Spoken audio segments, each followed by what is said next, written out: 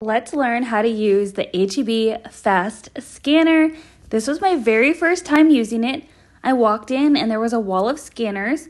The gentleman manning that little booth handed me one and told me to push the button and scan my cart.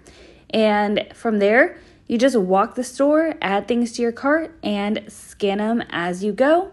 The little scanner keeps a running list of everything you've scanned, how many you've scanned, and the price. You do have to bag things yourself, so the gentleman gave me some bags that I could use. You could also use your own reusable bags if you want to. I just added all the fun holiday stuff that I got to my bag and headed to checkout.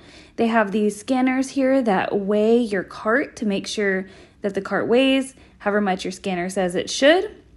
So remove any personal items, hit checkout on the scanner.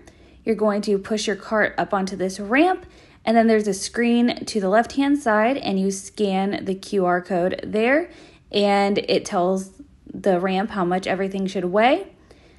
It says all good, and I keep checking along, and then there's a little checkout screen, and you're just gonna scan the QR code on there too, pops everything up, hand off your scanner to the employee, and then you just pay as normal. Hit pay now. I used my credit card to go ahead and pay, and that's it, guys. Simple as that.